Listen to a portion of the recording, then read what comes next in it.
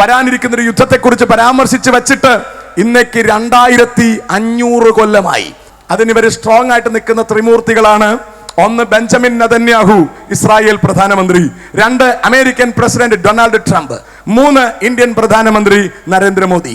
ഇവർ ഒരുമിച്ച് നിന്ന് ഇതിനെ മുഴുവൻ ഭൂമിയിൽ നിന്ന് തൂത്തുകളയാമെന്ന് ഇവർ വിചാരിക്കുന്നുണ്ട്. എങ്കിൽ പോലും ഇത് തൂത്തുകളയാൻ സാധ്യമല്ല. ഒരു വലിയ യുദ്ധത്തിൽ മാത്രമേ ഇത് കലാശിക്കുകയുള്ളൂ. ദൈവമില്ലെന്ന് പറയുന്ന നിരീശ്വരവാദികളുടെ നടുവിലാണ് ഇത്തരത്തിൽ വിശുദ്ധ വേദപുസ്തകം വെച്ച് വാർത്ത വായിക്കുന്നവൻ പറയുന്നതെന്ന് നിങ്ങൾ തിരിച്ചറിയണം.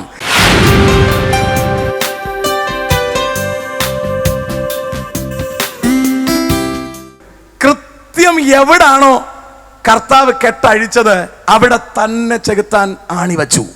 ഞാനത് പ്രസംഗം അങ്ങോട്ട് തുടരുമ്പോൾ നിങ്ങൾക്ക് മനസ്സിലാവും. എവിടാണോ കർത്താവ് നമ്മളെ റിലീസ് ചെയ്തത് അവിടെ തന്നെ അവൻ ആണിവച്ചു. നമ്മൾ ഒരുപാട് പാടുന്നത് കണ്ട് പിശാചിന് ടെൻഷൻ ഒന്നുമില്ല. നമ്മൾ കൺവെൻഷൻ നടത്തുന്നത് കണ്ടിട്ട് പിശാചിന് ടെൻഷൻ ഒന്നുമില്ല. നമ്മൾ വെള്ളക്കുപ്പായം ഇടുന്നത് കണ്ടിട്ടോ മീശ എടുക്കുന്നത് കണ്ടിട്ടോ പിശാചിന് ടെൻഷൻ ഒന്നുമില്ല. നമ്മൾ തമ്മിൽ സ്നേഹിക്കാൻ തുടങ്ങിയാൽ പിശാചിന് ടെൻഷൻ ഉണ്ടാകും. കർത്താവും പിതാവും പുത്രനും ഒന്നായിരിക്കുന്നത് പോലെ നമ്മൾ ഒന്നാകുന്നു എന്ന് ചെകുത്താൻ കണ്ടാൽ അവന്റെ ഉറക്കം നഷ്ടപ്പെടും. നമ്മൾ ഒരുമിച്ച് ദൈവസഭയിൽ വരുന്നതിന് അവന് യാതൊരു പ്രശ്നവുമില്ല. നമ്മൾ ഒരുമിച്ച് കൂടി പ്രാർത്ഥന നടത്തുന്നതിനോ കൺവെൻഷൻ നടത്തുന്നതിനോ നോട്ടീസ് ഒട്ടിക്കുന്നതിനോ ഒന്നും ചെകുത്താൻ ഒരു വിഷമവും ഇല്ല. നമ്മൾ ദൈവമായിരിക്കുന്നത് പോലെ, ദൈവം ഒന്നായിരിക്കുന്നത് പോലെ നമ്മൾ ഒന്നാകുന്ന ഘട്ടത്തിലേക്ക് നീങ്ങിയാൽ അവനാകെ തൊന്തരവുണ്ടാകും. സ്തോത്രം. ഞാൻ അങ്ങോട്ട് സംസാരിക്കുമ്പോൾ നിങ്ങൾക്ക് അതിന്റെ അർത്ഥം മനസ്സിലാകും. നിങ്ങൾക്ക് എത്രത്തോളം ക്ലിക്കാകും എന്ന് എനിക്കറിയില്ല. ക്ലിക്കാക്കാൻ ഞാൻ ആക്കാതൊന്നും പോകത്തില്ല. ഞാനത് പറഞ്ഞ് ക്ലിക്കാക്കാൻ എന്താ പറയുക, കർത്താവ് എനിക്ക് അതിനുള്ള കൃപ തന്നിട്ടുണ്ട്. ഞാനത് ചെയ്യാം. നിങ്ങൾക്ക് എത്രത്തോളം ഇഷ്ടപ്പെടുമെന്ന് എനിക്കറിയില്ല. നിങ്ങളെല്ലാവരും ഇഷ്ടപ്പെടുത്തുക എന്നുള്ളത് ബുദ്ധിമുട്ടുള്ള കാര്യമാണ്, അല്ലേ? എൻ്റെ ജനത്തിന് ഇഷ്ടമാകുന്നു എന്ന് പറയണമെങ്കിൽ ഞാൻ അങ്ങനെയുള്ള എന്തെങ്കിലുമൊക്കെ സംസാരിക്കണമെന്നാണ് എനിക്ക് തോന്നുന്നേ. സ്തോത്രം. ഞാൻ ആ ഭാഗത്തേക്കൊക്കെ തൽക്കാലം പോകാൻ വേണ്ടി മുതിരുന്നില്ല.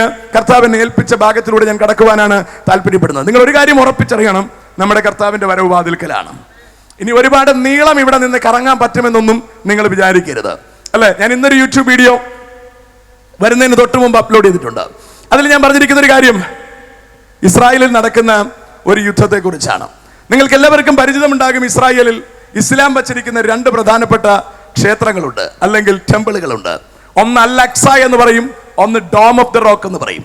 ദീർഘനാളുകളായി ഇസ്രായേൽക്കാർക്കോ മറ്റാർക്കും, അമുസ്ലിങ്ങൾക്ക് എന്ന് പറഞ്ഞാൽ മുസ്ലിങ്ങൾ അല്ലാത്തവർക്കാർക്കും അവരുടെ ആ കോട്ടയ്ക്കകത്തേക്ക് പ്രവേശിക്കാൻ അനുവാദമില്ല. എന്നാൽ ഇന്നലെ രാവിലെ ബെഞ്ചമിൻ നെതന്യാഹു 180 പേരെ 30 പേര് വീതമുള്ള 6 ഗ്രൂപ്പുകളാക്കി അവിടെ അതിന്റെ അകത്തേക്ക് പറഞ്ഞു വിട്ടു. എന്തിന്? അവിടെ ചെന്ന് പ്രാർത്ഥിച്ചോളാൻ പറഞ്ഞു. എന്തിന്? അടി ഉണ്ടാക്കാൻ വേണ്ടി തന്നെയാണ്. ഇത് അടി ഉണ്ടായാൽ അലക്സയും ഡോം ഓഫ് ദ റോക്കും ഇവർ തകർക്കുമെന്നതിന് സംശയമൊന്നും വേണ്ട. അതിനിവർ സ്ട്രോങ് ആയിട്ട് നിൽക്കുന്ന ത്രിമൂർത്തികളാണ്. ഒന്ന് ബെഞ്ചമിൻ നെതന്യാഹു, ഇസ്രായേൽ പ്രധാനമന്ത്രി. 2 American president Donald Trump. 3 Indian പ്രധാനമന്ത്രി നരേന്ദ്രമോദി. ഇവർ 3 പേരും ഒറ്റക്കെട്ടായിട്ട് നിൽക്കുകയാണ്. ഇസ്ലാമിക തീവ്രവാദത്തെ തകർക്കാൻ എന്ന മട്ടിനാണ് ഇവർ ഒരുമിച്ച് കൂടിയിരിക്കുന്നതെങ്കിൽ പോലും, ഇവർ 3 പേരും 3 വിശ്വാസത്തിന്റെ ആൾക്കാരാണെങ്കിൽ പോലും ഇവർ ഒരുമിച്ച് ഇവരുടെ പൊതുശത്രുവായ ഒറ്റ ടെററിസത്തെ തകർക്കാൻ ഇവർ ഒരുമിച്ച് നിൽക്കുന്നു. പക്ഷേ ഇത് ഗുണം കാണില്ല. ഇവർ ഒരുമിച്ച് നിന്ന് ഇതിനെ മുഴുവൻ ഭൂമിയിൽ നിന്ന് തൂത്തുകളയാമെന്ന് ഇവർ വിചാരിക്കുന്നുണ്ട്. എങ്കിൽ പോലും ഇത് തൂത്തുകളയാൻ സാധ്യമല്ല. ഒരു വലിയ യുദ്ധത്തിൽ മാത്രമേ ഇത് കലാശിക്കുകയുള്ളൂ. ആ യുദ്ധത്തിലേക്ക് കഥകൾ നീങ്ങിക്കൊണ്ടിരിക്കുമ്പോൾ നമുക്കറിയാം, യെഹെസ്കേൽ പ്രവചനം 38-39 അധ്യായങ്ങളിൽ വരാനിരിക്കുന്ന ഒരു യുദ്ധത്തെക്കുറിച്ച് പരാമർശിച്ച് വെച്ചിട്ട് ഇന്നേക്ക് 2500 കൊല്ലമായി. ABC ന്യൂസ് എന്ന് പറഞ്ഞ് നമ്മുടെ ഓൺലൈനിൽ ഒരു ചാനലുണ്ട്. ABC എന്നാണ് അതിന്റെ പേര്. നിങ്ങൾ അടിച്ചു നോക്കിയാൽ അറിയാം. ഒരു അഡ്വക്കേറ്റിന്റെ ചാനലാണ് അത്. എന്താ പറയാ, BJPക്ക് വേണ്ടി സംസാരിക്കുന്നതാണ് അതിനകത്തുള്ള പ്രധാനപ്പെട്ട സംസാരങ്ങൾ. അതിലെല്ലാ ടോക്കും അതിന് വേണ്ടിയിട്ടുള്ളതാണ്. പക്ഷേ ആ ന്യൂസിനകത്ത് ഇവർ ബൈബിൾ വെച്ചാണ് ഈ ഇസ്രായേലിലെ ന്യൂസ് വായിക്കുന്നത്. ഇസ്രായേലിലെ ന്യൂസ് വായിക്കുമ്പോൾ ബൈബിൾ വാക്യങ്ങൾ കൂടി അവർ പറഞ്ഞാണ് പോകുന്നത്. കാരണം ഇങ്ങനെ പറഞ്ഞിരിക്കുന്ന കാര്യം സംഭവിക്കുകയാണ്. കഴിഞ്ഞ ദിവസം അവർ വായിച്ച ന്യൂസിൽ സുനിലും സിനുജി എന്നും പറഞ്ഞ് 2 പേരിരുന്ന് സംസാരിക്കുന്നതിനകത്ത് അവർ പറഞ്ഞ് അവസാനിപ്പിക്കുന്ന ഒരു ഭാഗമുണ്ട്. ഇസ്രായേലിന്റെ ദൈവത്തിന്റെ പദ്ധതി ചെയ്തെടുക്കാൻ ഓരോ കാലഘട്ടങ്ങളിൽ ഓരോരുത്തരെ തിരഞ്ഞെടുക്കും. ആരാണ് പറയുന്നത്? ഹൈന്ദവരാണ് പറയുന്നത്. കർത്താവിനെ കുറിച്ച് അറിയില്ലാത്തവരാണ് പറയുന്നത്. വേദപുസ്തകത്തെ കുറിച്ച് വലിയ പരിചയമില്ലാത്തവരാണ് പറയുന്നത്. ഈ അന്ത്യകാലത്തിലാണ് ഈ പറയുന്നത്. നിങ്ങൾ തിരിച്ചറിയണം. സ്തോത്രം.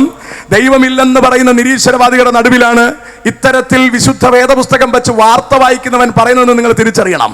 നമ്മൾ കയ്യിൽ കൊണ്ട് നടക്കുന്ന വേദപുസ്തകത്തിന്റെ അകത്തെ സത്യാവസ്ഥകളെ തിരിച്ചറിഞ്ഞ് പത്രം ന്യൂസ് വായിക്കുന്നവരത് അത് വായിക്കുന്നുണ്ടെങ്കിൽ നമ്മൾ അത് അറിഞ്ഞിട്ടറിയാത്ത പൊട്ടന്മാരെ പോലെ നമ്മൾ ഇരിക്കരുത്. നമ്മൾ ഇതിന്റെ ആഴം ശരിക്കും തിരിച്ചറിയണം. അതിനകത്ത് മൂപ്പര് പറയുകയാണ്, സ്വന്തം ഈ 3 കാര്യമാണ് പ്രധാനമായി എടുത്തു പറയുന്നത്. ഒന്ന്, ദൈവം അങ്ങനെ ആൾക്കാരെ എടുക്കാറുണ്ട്. അതിൽ പ്രധാനപ്പെട്ടയാളാണ് ഈ അന്ത്യകാലത്തിൽ ബെഞ്ചമിൻ നെതന്യാഹു.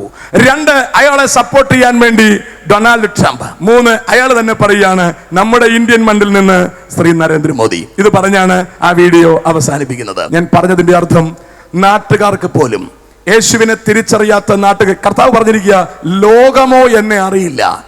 അറിയത്തില്ലെന്ന് പറഞ്ഞ ലോകം പോലും തിരുവെഴുത്തുകൾ സാമാന്യമായി വായിച്ചിട്ട് വചനത്തിൽ പറഞ്ഞിരിക്കുന്നത് അതുപോലെ സംഭവിച്ചിരിക്കുന്നു എന്ന് വാർത്ത പറയാൻ അവർ തയ്യാറായി എങ്കിൽ, ഞാനും നിങ്ങളും വാർത്ത കേൾക്കാൻ വേണ്ടി ജീവിക്കുന്നവരല്ല, ഞാനും നിങ്ങളും അക്കരെ നാട്ടിൽ പോകാൻ വേണ്ടി ജീവിക്കുന്നവരാണ്. Praise the Lord. നമ്മൾ ഇവിടെ കൂടി വന്നിരിക്കുന്നതിന്റെ ഉദ്ദേശം, വരാനിരിക്കുന്ന യുദ്ധത്തിന് മുമ്പ് കർത്താവിന്റെ 2ാം വരവ് സംഭവിക്കുമെന്ന ഉറപ്പിന്മേലാണ്. നമ്മൾ ഇവിടെ കൂടിയിരിക്കുന്നതിന്റെ ഉദ്ദേശം, ചുറ്റുപാടുമുള്ള നമ്മുടെ ശബ്ദം കേൾക്കുന്നതിൽ ആരും നശിച്ചു പോകാതെ എല്ലാവരും നിത്യജീവൻ പ്രാപിക്കണമെന്നുള്ള അത്ര അധികം ആഗ്രഹം കൊണ്ടാണ് നമ്മൾ എല്ലാ സ്ഥലത്തും ബോക്സ് വെച്ച് കെട്ടിയിരിക്കുന്നത്. ആരെയും ശബ്ദം കേൾപ്പിച്ച് പ്രയാസപ്പെടുത്താൻ വേണ്ടി അല്ല, ശരിയല്ലേ? ആരെയും ബുദ്ധിമുട്ടിക്കാൻ വേണ്ടിയല്ല. പക്ഷെ എല്ലാവരും ഈ സത്യം തിരിച്ചറിഞ്ഞേ മതിയാകത്തുള്ളൂ. അതുകൊണ്ട് ഇവിടെ ഇരിക്കുന്നവർ തിരിച്ചറിയണം, ചുറ്റുപാടും കേൾക്കുന്നവർ തിരിച്ചറിയണം. ഇവിടെ ഇരിക്കുന്നവർ തിരിച്ചറിഞ്ഞിട്ട് മറ്റുള്ളവരോട് പറയണം, ഇനി നമുക്ക് അധിക കാലമില്ല എന്ന് നിങ്ങൾ തിരിച്ചറിയണം. 2023-നും 2030-നും ഇടയിൽ ലോകം ഭരിക്കാൻ ഒരു നേതാവ് എഴുന്നേൽക്കുമെന്ന് ഇസ്ലാമിക ലോകം ഉറപ്പിച്ചു പറയുമ്പോൾ നമ്മൾ തിരിച്ചറിഞ്ഞിരിക്കണം. വിശുദ്ധ വേദപുസ്തകത്തിൽ വെളിപ്പാട് പുസ്തകം 6-ാം അധ്യായത്തിൽ മുഴു ലോകവും ഭരിക്കാൻ വേണ്ടി എതിർ ക്രിസ്തു വരുമെന്ന് പറയുന്നു. അവര് പറയുന്നു ദജ്ജാൽ എന്ന് പറഞ്ഞിട്ടൊരു നേതാവാണ്, അൽ മഹദി എന്ന് പറഞ്ഞിട്ടൊരു നേതാവാണ് വരാൻ പോകുന്നതെന്ന് പറയുന്നു. എനിവേ, ആള് സിറിയയിൽ തയ്യാറാണെന്ന് പറയുന്നു. നിങ്ങൾക്കറിയാം, കഴിഞ്ഞൊരു 3-4 മാസങ്ങൾക്ക് മുമ്പ് സിറിയയുടെ പകുതി ഭാഗം ഇസ്രായേൽ പിടിച്ചെടുത്തിരിക്കുന്നു. ബാക്കി ഭാഗം അവർക്ക് പിടിക്കാൻ കഴിയുന്നില്ല. അവിടെ നിന്നൊരു നേതാവ് ലോകം മുഴുവൻ ഭരിക്കാൻ വരുമെന്നാണ് ഇസ്ലാമിക ലോകത്തിന്റെ വിലയിരുത്തൽ. ഞങ്ങളുമാരൊക്കെ അവരെ ഡിസ്കസ് ചെയ്യുമ്പോൾ അവരുടെ ഉസ്താദുമാർ സംസാരിച്ചിട്ടുണ്ട്. ഒരു കാര്യം ഉറപ്പാണ്, അധിക നാൾ നമുക്ക് ഇവിടെ നിൽക്കാനാവില്ല. Praise the Lord. അധിക നാൾ ഇവിടെ നിൽക്കാനാവില്ല. നമ്മൾ കാത്തിരിക്കുന്ന നമ്മുടെ പ്രാണപ്രിയന്റെ വരവ് വാതിൽക്കലെത്തിയിരിക്കുകയാണ്. ഏത് സമയവും ആ കാഹളം ധ്വനിക്കും. ക്രിസ്തുവിൽ മരിച്ച വിശുദ്ധന്മാർ ഉയർത്തെഴുന്നേൽക്കുമ്പോൾ അവരോട് ഒരുമിച്ച് നാമും രൂപാന്തരപ്പെട്ട് അക്കരയ്ക്ക് പോകുവാൻ കഴിയണമെങ്കിൽ സുബോധത്തോടുകൂടി രാത്രികൾ നമ്മൾ ചെലവഴിക്കണമെന്ന് സ്നേഹത്തോട് ഓർപ്പിച്ച് ഞാൻ അടുത്ത ഭാഗത്തേക്ക് കടക്കുകയാണ്. ലോകം അറിയത്തില്ലെന്ന് ഉറപ്പിച്ച് പറയുകയാണ്. തൊട്ടടുത്ത് കടന്നിട്ട് നിങ്ങൾ തമ്മിൽ സ്നേഹിച്ചില്ലെങ്കിൽ ശിഷ്യന്മാരാവില്ല എന്ന ഉറപ്പ് പറഞ്ഞേച്ച് 14-ാം അധ്യായത്തിലേക്ക് കടന്നിട്ട് കർത്താവ് പറയുകയാണ്, വായിക്കാം. നിങ്ങളുടെ ഹൃദയം കലങ്ങിപ്പോകരുത്. കലങ്ങത്തക്ക പ്രശ്നങ്ങൾ വരും കേട്ടോ, ഭയങ്കര പ്രശ്നങ്ങൾ വരും. നിങ്ങളുടെ ഹൃദയം കലങ്ങിപ്പോകരുത്. പിന്നെ എങ്ങനെ കലങ്ങാതിരിക്കും? അല്ലേ? ഇതെല്ലാം പ്രശ്നങ്ങളാണ്. എങ്ങനെ കലങ്ങാതിരിക്കും? അങ്ങനെ കലങ്ങേണ്ട ആവശ്യമൊന്നുമില്ല. നിങ്ങളുടെ ഹൃദയം കലങ്ങിപ്പോകരുത്. പിന്നെ എന്തോ ചെയ്യണം? വായിക്കേ. ദൈവത്തിൽ വിശ്വസിപ്പീൻ. ദൈവത്തിൽ വിശ്വസിപ്പീൻ, എന്നിലും വിശ്വസിപ്പീൻ. കേട്ടോ, അടിസ്ഥാനപരമായ കാര്യം പറയുകയാണ്. നിങ്ങൾ കലങ്ങാതിരിക്കണമെങ്കിൽ, നിങ്ങൾ ഭയന്നു പോകാതിരിക്കണമെങ്കിൽ നിങ്ങൾ ദൈവത്തിൽ വിശ്വസിപ്പീൻ. നമ്പർ 2, എന്നിലും വിശ്വസിപ്പീൻ. അടുത്ത കാര്യം കേക്ക്, വായിക്കാം. എന്റെ പിതാവിന്റെ ഭവനത്തിൽ അനേകം വാസസ്ഥലങ്ങൾ ഉണ്ട്. ഇല്ലെങ്കിൽ ഞാൻ നിങ്ങളോട് പറയുമായിരുന്നു. ഇല്ലെങ്കിൽ ഞാൻ നിങ്ങളോട് പറയുമായിരുന്നു എന്ന് നമ്മുടെ ബൈബിളിൽ കിടക്കുന്ന ഇച്ചിരി തെറ്റാണ്. ഞാൻ പറയുമായിരുന്നു എന്നാണ്. എന്ന് പറഞ്ഞാൽ എന്റെ പിതാവിൻ, ഇവിടെ എന്താ പറയുന്നത്? നിങ്ങൾ കലങ്ങിയൊന്നും ചെയ്യരുത്, നിങ്ങൾ ഭ്രമിക്കൊന്നും ചെയ്യരുത്. പിതാവിൽ വിശ്വസിപ്പീൻ. ആ പിതാവാണ് എന്നെ അയച്ചിരിക്കുന്നത്. എന്നിൽ വിശ്വസിപ്പീൻ. എന്റെ പിതാവിന്റെ ഭവനത്തിൽ ആർക്കും അടുക്കാൻ കഴിയാത്തത്, ആർക്കും തകർക്കാൻ കഴിയാത്തത് അനേകം വാസസ്ഥലങ്ങളുണ്ട്. അതുകൊണ്ടാണ് ഞാൻ നിങ്ങളോട് പറഞ്ഞത്, ഞാൻ വന്ന് നിങ്ങളെ ചേർത്തുകൊണ്ട് പോയിക്കോളാന്ന്. ആ വാക്കിന്റെ അർത്ഥം നിങ്ങൾക്ക് ഇവിടെ കിട്ടിയോ? ആ വാക്കിന്റെ ആഴം നിങ്ങൾക്ക് ഇവിടെ കിട്ടിയോ? ഒരു പദം പിറകിലേക്ക് ഇറങ്ങി വന്നാൽ, ദൈവം മനുഷ്യനെ ഉണ്ടാക്കി ഏദൻ തോട്ടത്തിലാക്കി. കർത്താവ് തോട്ടത്തിൽ ഒരു വൃക്ഷം നിർത്തിയിട്ട് പറഞ്ഞു, മോനെ, ഈ വൃക്ഷത്തിന്റെ ഫലം തിന്നരുത്. ഇത് തിന്നാൽ നമ്മൾ തമ്മിലുള്ള ബന്ധം അവസാനിക്കും.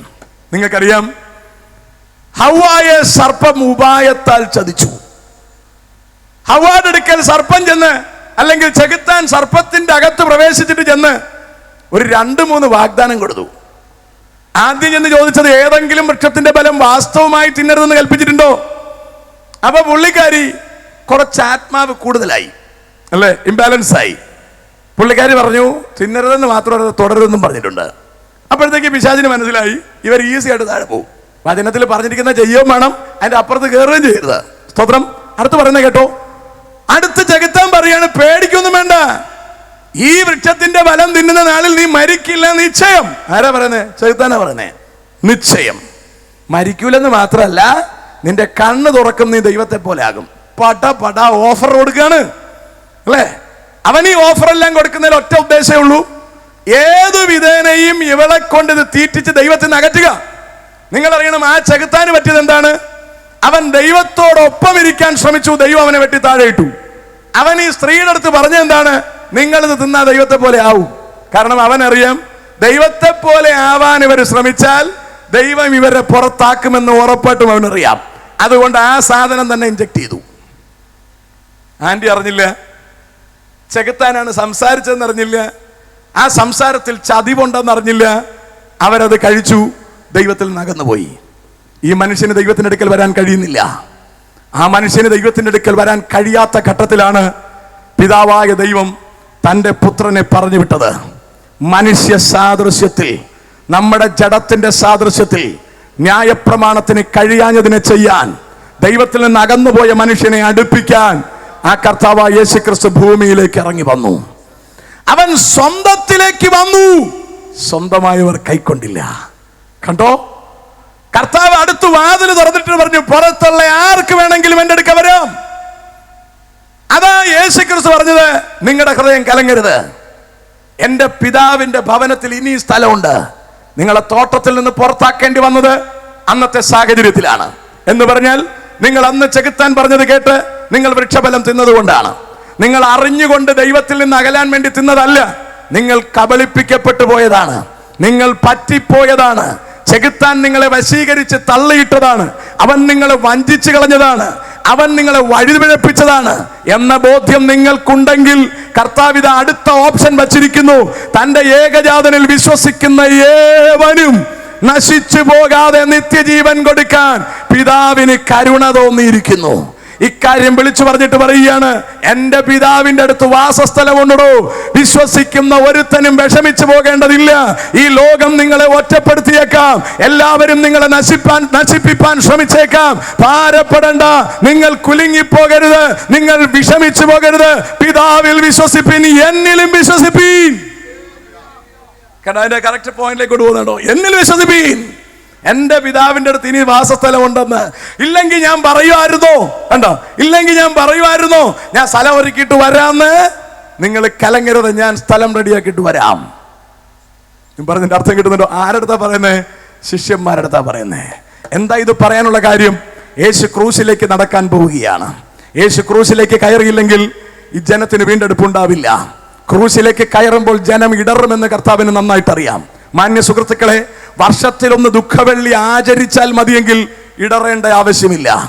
ജീവിതത്തിൽ ദുഃഖവെള്ളിയെ നമ്മൾ സ്വീകരിക്കുകയാണെങ്കിൽ വേദനിക്കേണ്ട ദിവസങ്ങൾ നമ്മുടെ മുമ്പിൽ വരും, ഒറ്റപ്പെടുന്ന സമയങ്ങൾ നമ്മുടെ മുമ്പിൽ വരും, എല്ലാവരും തള്ളിക്കളയുന്ന സമയങ്ങൾ നമ്മുടെ മുമ്പിൽ വരും.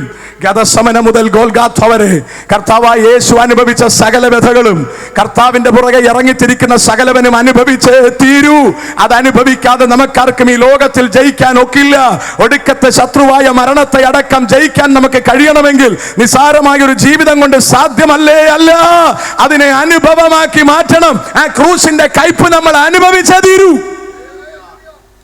അനുഭവിക്കാതെ നമുക്ക് രക്ഷപ്പെടാനൊന്നും പറ്റത്തില്ല. അങ്ങനെ ആരും വിചാരിക്കുകയും ചെയ്യരുത്. സ്തോത്രം. അതാണ് കർത്താവ് അവിടെ പറഞ്ഞത്, എന്നിൽ വിശ്വസിപ്പീൻ, എന്നിൽ വിശ്വസിപ്പാൻ തയ്യാറാകുവേൻ, ഞാൻ നിങ്ങളെ അക്കരയ്ക്ക് കൊണ്ടുപോകാം. അല്ലേ?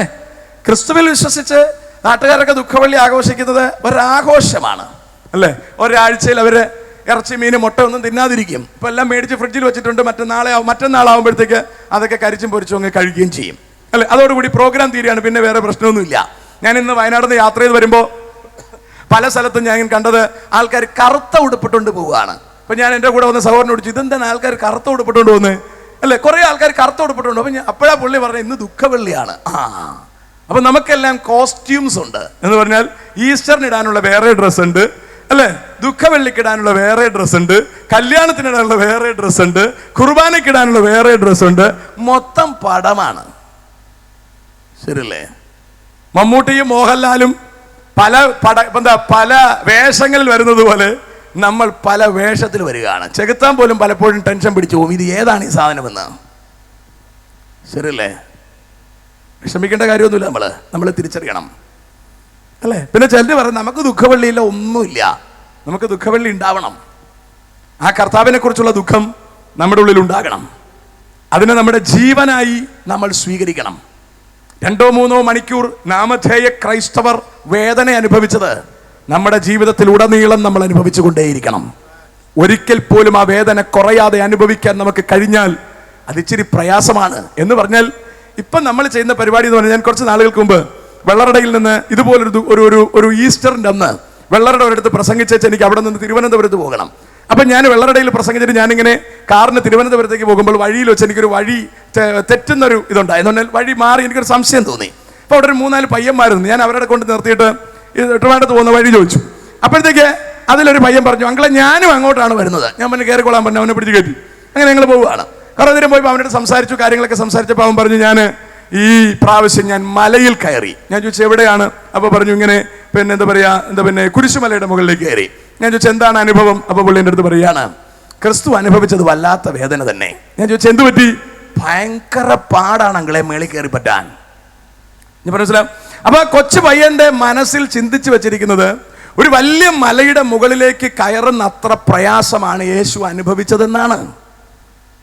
സ്വത്രം ആ കൊച്ചിനെ അത്ര അറിയത്തുള്ളൂ. അവൻ വിചാരിച്ചത് ഇത് ഭയങ്കര പ്രയാസം പിടിച്ച പണി തന്നെയാണ്, എന്നാലും കർത്താവ് ഇത് ചെയ്തല്ലോ എന്നാ. അപ്പൊ മൂപ്പരുടെ വിചാരം വെള്ളറടയിലുള്ള ഈ മലയുടെ മുകളിലാണ് കർത്താവ് കയറിയതെന്നും ഇത്രയും വലിയ പ്രയാസമായിരുന്നല്ലോ. നിങ്ങൾ അറിയണം, വെറും 11-15 അടി മാത്രം ഉയരമുള്ള ചെറിയ മലയാണ് ഈ പറഞ്ഞ ഗൊൽഗോഥ.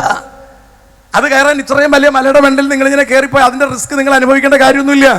അതൊന്നും അല്ല കർത്താവ് അനുഭവിച്ച റിസ്ക് എന്ന് പറയുന്നത്. സ്വർഗത്തിൽ നിന്ന് താഴേക്ക് ഇറങ്ങി വന്നതാണ് ഏറ്റവും വലിയ റിസ്ക്. ദൈവമായിരുന്നവൻ നമുക്ക് വേണ്ടി തന്നെത്താൻ ഒഴിച്ചു വേഷത്തിൽ മനുഷ്യനായി. അത് കുഞ്ഞുങ്ങളെയല്ല ദൈവമക്കളെ, അത് വലിയ ഭാരം പിടിച്ചതാണ്. മാനവകുലത്തെ രക്ഷിക്കാൻ വേണ്ടി ദൈവത്തിൽ നിന്ന് അന്യപ്പെട്ടു പോയ ജനത്തെ ദൈവത്തിന്റെ അടുക്കലേക്ക് കൊണ്ടുവരാൻ വേണ്ടി വേഷത്തിൽ മനുഷ്യനായി താഴേക്ക് ഇറങ്ങി വരിക എന്ന് പറഞ്ഞാൽ അത് കൊച്ചു കാര്യമല്ല. അതിലൊരുപാട് വില കൊടുക്കേണ്ടി വരും. അതിന് ദൈവം കാണിച്ച സ്നേഹം എന്ന് പറഞ്ഞാൽ അത് കൊച്ചല്ല. ക്രിസ്തു വേദന അനുഭവിച്ചത് നമ്മളെ സ്നേഹിച്ചിട്ടാണെന്നറിയണം. ക്രിസ്തു ഓരോ അടിയും കൊണ്ടത് നമ്മളെ സ്നേഹിച്ചിട്ടാണ്. ഞാൻ ഇന്ന് എവിടെയോ ഒരു വീഡിയോ, ഞങ്ങളിങ്ങനെ യാത്രയുടെ ഇടയിൽ ഒരു വീഡിയോ ശകലം കേട്ടു. ഞാൻ നേരത്തെ പറഞ്ഞതുപോലെ തന്നെ വീഡിയോ ശകലം കേട്ടു.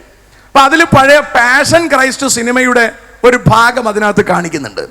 വലിയ ആരോഗ്യവാന്മാരായ 2 ആൾക്കാർ നിന്നിട്ട് യേശുവിനെ ഇങ്ങനെ അടിച്ച് പറിച്ചെടുക്കുകയാണ്. അപ്പൊ അത് കാണുമ്പോൾ സ്വാഭാവികമായിട്ട് എല്ലാവർക്കും ഒരു വിഷമം തോന്നും, വേദന തോന്നും. ഒരിക്കൽ അടിക്കുമ്പോൾ എല്ലാം കൂടി ഇങ്ങനെ ശരീരത്തിൽ പിടിച്ചിരിക്കുന്നു. അയാൾ ഇങ്ങനെ വലിക്കുമ്പോൾ വരുന്നില്ല.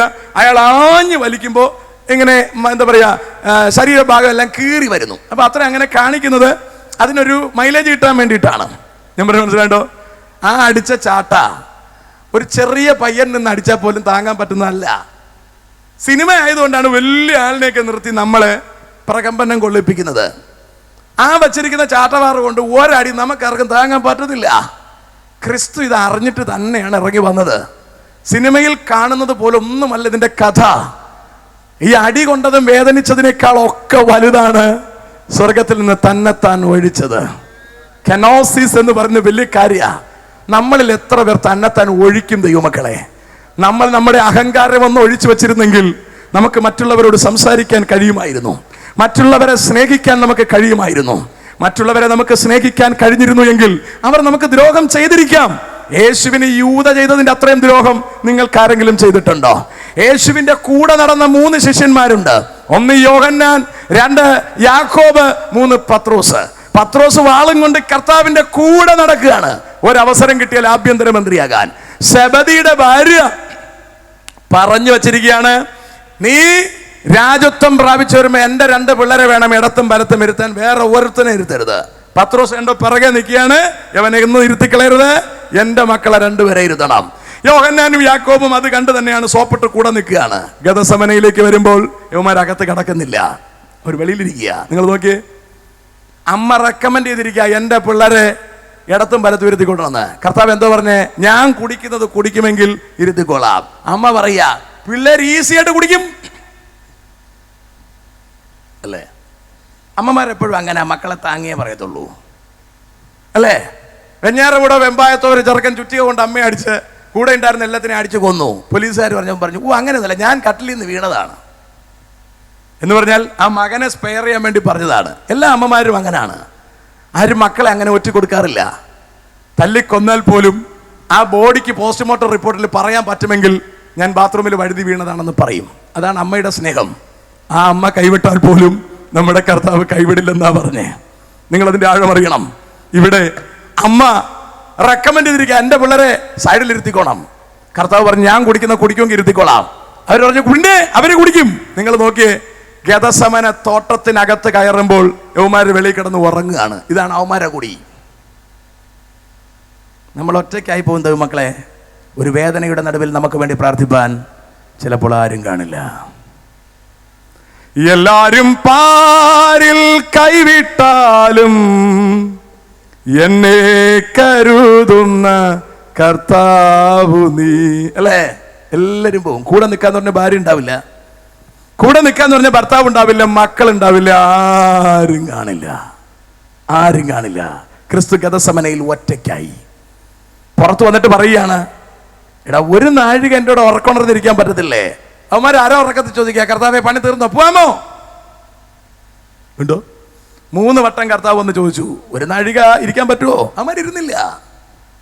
ക്രിസ്തുവിൻ്റെ അടുത്ത് ഇങ്ങനെ ശിഷ്യന്മാരെ കാണിച്ചെങ്കിൽ നമ്മുടെ കൂടെ നടക്കുന്നവർ നമ്മുടെ അടുത്ത് കാണിക്കുന്നില്ല. നിങ്ങൾ എന്തിനാ ബേജാറാവുന്നേ? കൂടെ നിന്നോളാന്ന് പറഞ്ഞാൽ എല്ലാവരും മാറി നിൽക്കും. നിങ്ങൾ ഒറ്റയ്ക്ക് വേദനിക്കും. ചുമ്മാ വേദനയല്ല, ഹൃദയം പൊട്ടി രക്തം വിയർപ്പിന്റെ ധമനികളിലൂടെ പുറത്തേക്ക് വന്നെന്ന്. ഇച്ചിരി പ്രയാസമുള്ളതാണ്. ഇത് ക്രിസ്തു കാണിച്ചു തന്നിട്ടാ പറഞ്ഞ, നിങ്ങൾ കലങ്ങിയൊന്നും ചെയ്യരുത്, നിങ്ങൾ ഭ്രമിക്കൊന്നും ചെയ്യരുത്. ഈ പണി ഇച്ചിരി റിസ്ക് ഉള്ളതാ. നിങ്ങൾ എന്റെ പിന്നാലെ വരാൻ ഉദ്ദേശിക്കുന്നെങ്കിൽ തന്നെത്താൻ ത്യജിച്ച് ക്രൂശ് എടുത്ത് തോളി വെച്ചോളൂ. ഇത് ഇച്ചിരി റിസ്ക് ഉള്ളതാ. ഉപ്പ് നല്ലത് തന്നെ, കാരമില്ലാതെ പോയാൽ എന്തോന്നു കൊണ്ട് രസം വരുത്താം. ശിഷ്യത്വം നല്ലത് തന്നെ, അതിന്റെ ക്വാളിറ്റി ഇല്ലാതെ ചുമ്മാ ശിഷ്യനാണെങ്കിൽ അതുകൊണ്ടൊരു ഗുണമുണ്ടാവില്ല. കർത്താവാകുന്ന ഗുരുവിന്റെ യഥാർത്ഥ ശിഷ്യനാവാൻ ആഗ്രഹിക്കുന്നവനെല്ലാം തന്നെത്താൻ ത്യജിച്ച ക്രൂശ് തോളി പിടിച്ചേ പറ്റൂ. ഒരല്പ റിസ്ക് ഉള്ളതാ, ഒരല്പ വില കൊടുക്കേണ്ടി വരും. കളിയിലൊന്നും നടക്കുകയല്ല. കർത്താവിനെ ഒടുവിൽ പരിശുദ്ധാത്മാവ് ഒന്ന് ശക്തിപ്പെടുത്തി. കർത്താവ് പുറത്തു വന്നിട്ട് പറയാണ്, ജഡം ബലഹീനമാണ്, ആത്മാവ് ഒരുക്കമുള്ളത്. ഞാൻ ഓക്കെ ആയിരിക്കുന്നു, നമുക്ക് പോകാം. എങ്ങോട്ട് പോകാം? നമ്മളായിരുന്നെങ്കിൽ പറഞ്ഞേനെ, നമ്മളെ പിടിക്കാനുള്ള ആൾക്കാർ അതിലെ വരികയാണ്, നമുക്ക് ഇതിലെ കൂടെ മുങ്ങാം അല്ലേ? ഞാനായിരുന്നെങ്കിൽ ചെയ്തേനെ, പത്രോസിന്റെ അടുത്തുണ്ട്, നീ ഇവിടെ നിന്നോ, നീ നോക്കിക്കോ, കാരണം നിന്റെ ലാഭം വാള് കിടപ്പുണ്ട്, നീ സംഭവം നോക്കിക്കൊള്ളണം. ഞാൻ പൂന്തോട്ടത്തിന്റെ പിറകിൽ കൂടെ ഇറങ്ങി ഞാൻ പതുക്കെ എന്താ പറയാ മുങ്ങാൻ പോവാണ് അല്ലേ? ഗെത്സമനയിൽ നിന്ന് താഴെ ചാടി മുങ്ങാൻ പോവുകയാണെന്ന് ഞാൻ പറഞ്ഞ് ബാഖാവാലി വഴി താഴെ ചാടി പതുക്കെ യെരുശലേം ദൈവാലയത്തിന്റെ അകത്തൂടെ കയറി അപ്പുറത്തേക്ക് ഞാൻ പോവും, നീ ഇവിടെ നിന്നോ, യവന്മാർ വരുന്നെങ്കിൽ വെട്ടിയേക്കണമെന്ന് ഞാൻ പറഞ്ഞേനെ. കർത്താവ് അത് പറഞ്ഞില്ല. കർത്താവ് അവിടെ നിന്ന് പ്രാർത്ഥിച്ച് ബലപ്പെട്ട് നേരെ യവന്മാരെ തട്ടി ഉണർത്തി ഉറക്കത്തിൽ നിന്ന് എണീപ്പിച്ച് മുമ്പിലോട്ട് ചെല്ലുമ്പോ യൂദയും ടീമുകളും വരികയാണ്. യൂദ ഓടി വന്ന് ഇച്ചിരി അരണ്ട വെളിച്ചുള്ള സ്ഥലവാ, എല്ലാവരും ഏറെക്കുറെ കുപ്പായൊക്കെ ഒരുപോലെ, പെട്ടെന്ന് മനസ്സിലാവുകയല്ല. അതുകൊണ്ട് മഹാപുരോഹിതന്മാർക്ക് എന്നെ ബോധ്യമുണ്ട്, യേശുവിനെ മാറി പത്രോസിനെ വല്ലതും കയറി പിടിച്ചാൽ വാള് കയറുമെന്ന് ഉറപ്പായിട്ടറിയാം. അതുകൊണ്ടാണ് യൂദയുടെ അടുത്ത് കാര്യമൊക്കെ പറഞ്ഞ് സെറ്റ് ചെയ്തിരിക്കുന്നത്. യൂദയ്ക്കാണെങ്കിൽ കൃത്യമായിട്ട് അറിയാം. യൂദ പറഞ്ഞു, ഞാൻ സെറ്റ് ചെയ്ത് തരാം. പൈസ മേടിച്ച് പൊക്കണത്തിനകത്ത് ഇട്ടും കൊണ്ട് അവൻ കർത്താവിനെ വന്ന് കെട്ടിപ്പിടിക്കുകയാണ്. കെട്ടിപ്പിടിച്ച് ചുംബനം കൊടുക്കുമ്പോൾ ചെവി തന്നെ കർത്താവ് വിളിക്കുക, സ്നേഹിത. അവന്റെ അകത്ത് എന്തുണ്ടായിക്കണം നിങ്ങൾ ആലോചിച്ച് നോക്കിയേ. എന്ത് യൂദയാണെന്നൊക്കെ പറഞ്ഞാലും, എന്ത് പൈസ കിട്ടിയെന്നൊക്കെ പറഞ്ഞാലും, ഒറ്റിക്കൊടുത്തിട്ട് ചുംബിക്കുമ്പോ കാതില് സ്നേഹിത എന്നൊരു വിളി കേൾക്കുമ്പോ അവൻ തറ വീണ് ഉരുളേണ്ടതല്ലേ? പക്ഷെ അവൻ അത് ചെയ്തില്ല. അവനൊരല്പം കഠിന ഹൃദയനായിപ്പോയി. ഒരല്പ നേരത്തേക്ക്, കുറച്ച് കഴിഞ്ഞിട്ട് അവന്റെ വിലാപം വന്നു കേട്ടോ. അവൻ ആ പൈസയൊക്കെ കൊണ്ട് തിരിച്ചു കൊടുത്ത് സെറ്റിൽ ചെയ്യാൻ ശ്രമിച്ചു. പക്ഷെ ആരും അവനെ കൈക്കൊണ്ടില്ല. അവൻ തൂങ്ങിച്ചാകേണ്ടതായി വന്നു. അവൻ നിലത്ത് വീണ് അവന്റെ കുടല് തെറിച്ചു പോയെന്ന് പറഞ്ഞാൽ നേരെ ചൊവ്വെ കയറ് കെട്ടാൻ പോലും അവനൊരു മനസാന്നിധ്യം ഉണ്ടായിരുന്നില്ല എന്നുള്ളതാണ് പ്രത്യേകത. അവൻ വിഷമിച്ചു പോയി, വരണ്ടുപോയി. പക്ഷെ ആ വരണ്ട വിരളല് കർത്താവിന്റെ മുമ്പിൽ വന്നവൻ ഏറ്റുപറഞ്ഞെങ്കിൽ അവന് കരുണയുണ്ടായനെ. സ്തോത്രം. യേശുവിന്റെ കൂടെ ക്രൂശിൽ കിടന്നവനോട് കരുണ കാണിച്ച കർത്താവ് കൂടെ നടന്നവനോട് കരുണ കാണിക്കുമായിരുന്നെന്ന് ഉറപ്പാണ്. പക്ഷെ ആ ദൗർഭാഗ്യവാൻ, ആ അരിഷ്ട മനുഷ്യൻ കർത്താവിനോട് ഒരു വാക്ക് പറയാൻ തയ്യാറായില്ല. മാന്യ സുഹൃത്തുക്കളെ, ഇന്ന് രാത്രിയിൽ തെറ്റുപറ്റാത്തവരാരും ഈ ഗ്രൗണ്ടിനകത്ത് വന്നിട്ടില്ല. പ്രസംഗകനായ ഞാനും അധ്യക്ഷനടക്കം വേദിയിലിരിക്കുന്ന ഞങ്ങൾ ദൈവദാസന്മാരും ഞങ്ങളെ കേൾക്കുന്ന സകലരും തെറ്റുപറ്റാൻ സാധ്യതയുള്ളവർ തന്നെയാണ്. പക്ഷേ ലംഘനം മറച്ചു വെക്കുന്നവന് ശുഭം വരികയില്ല. ഏറ്റുപറഞ്ഞുപേക്ഷിക്കുവാൻ അവൻ താല്പര്യം കാണിച്ചാൽ അവന് കരുണ ലഭിക്കുമെങ്കിൽ ഇന്ന് രാത്രി ആരോടും പറയണ്ട, ലംഘനത്തെ കർത്താവിനോട് പറയണം. എനിക്ക് തെറ്റുപറ്റിപ്പോയി എന്ന് ഏതവസ്ഥയിലും ഏറ്റുപറയാൻ കഴിയുന്നൊരിടം നമുക്കുണ്ട്. അത് നമ്മുടെ കർത്താവിന്റെ സന്നിധിയാണ്. കർത്താവ് നമ്മളോട് ക്ഷമിക്കും. ഏത് പാപത്തെയും ക്ഷമിച്ച് നമ്മളെ ശുദ്ധീകരിപ്പാൻ, നമ്മളെ ദൈവമക്കളാക്കി മടക്കിയെടുപ്പാൻ കെൽപ്പോടുകൂടി തന്നെയാണ് കർത്താവ് വന്നിരിക്കുന്നത്. കർത്താവിന് ശുദ്ധീകരിക്കാൻ കഴിയാത്തൊരു പാപം ഈ ഭൂപ്പരപ്പിലില്ലേ? ഇല്ല. യേശുവിന്റെ രക്തത്തിന് വാഷ് ചെയ്യാൻ, കഴുകാൻ കഴിയാത്തൊരു പാപം ഈ ഭൂപ്പരപ്പിലില്ല. അങ്ങനെ ആരും തെറ്റിദ്ധരിക്കേണ്ട. നിങ്ങൾ ചെയ്തത് എത്ര കടും ചുവപ്പായാലും, അത് രക്താംബരം പോലെയുള്ളതായാലും, അതിനെ പഞ്ഞി പോലെയാക്കുവാൻ കഴിയുന്നതാണ് യേശുക്രിസ്തുവിന്റെ രക്തം. അതുകൊണ്ട് ആ പാപം ദൈവസന്നിധിയിൽ ഏറ്റുപറയാനുള്ള മനസ്സ് കാണിക്കുക. മറ്റാരോടും പറയരുത്. യൂദ പുരോഹിതന്റെ അടുത്ത് എന്ന് പറഞ്ഞു, അവരാരും ഏറ്റില്ല. പൈസ തിരിച്ചു കൊടുത്തു, അവരാരും സ്വീകരിച്ചില്ല. പക്ഷെ പത്രോസിന് തെറ്റുപറ്റിയപ്പോൾ പത്രോസ് കർത്താവിന്റെ അടുത്ത് മുമ്പിൽ കരഞ്ഞു. അവൻ ഏറ്റു പറഞ്ഞു പോലുമില്ല. ഒറ്റ കരച്ചിൽ. അവന്റെ കരച്ചിലിനെ കർത്താവ് മാനിച്ചു. അവന് ശ്രേഷ്ഠ അപ്പോസ്തലനാക്കി കർത്താവ് മാറ്റി. അവന്റെ ആദ്യത്തെ പ്രസംഗം, പെന്തക്കോസ്ത് നാളിൽ ആദ്യത്തെ പ്രസംഗം നടത്തുന്നത് ആ പത്രോസാണ്. ആ പത്രോസിനെ കൊണ്ട് കർത്താവ് ഒരുപാട് ശുശ്രൂഷകൾ ചെയ്യിപ്പിച്ചു. എങ്കിൽ ഇന്ന് രാത്രി ലംഘനം മറച്ചു വെക്കാൻ നമ്മൾ തയ്യാറാകരുത്. ലംഘനം സൂക്ഷിച്ചു വെച്ച് പിണക്കങ്ങളും പകകളും ഹൃദയത്തിൽ കൊണ്ടു നടക്കാതെ, കയ്പും പകയും എല്ലാ വിദ്വേഷയും വിട്ടുകളയാൻ നമ്മൾ തയ്യാറാവുക. മനസ്സലിവും താഴ്മയും ദയയും കരുണയും നമ്മൾ ധരിക്കുവാൻ തയ്യാറാവുക. നമുക്ക് സ്വർഗരാജ്യത്തിലേക്ക് പോകാൻ കർത്താവ് നമുക്ക് വാതിൽ ഒരുക്കിയിട്ടുണ്ട്. സ്നേഹിക്കുവാൻ തയ്യാറാവുക. ക്രിസ്തു സ്നേഹിച്ചതുപോലെ സ്നേഹിക്കുവാൻ തയ്യാറാവുക. ഇത് ഈസി ആണെന്ന് ചോദിച്ചാൽ ഈസി അല്ല. നിങ്ങളുടെ ഹൃദയം തകരും, നിങ്ങളുടെ ഹൃദയം തളരും.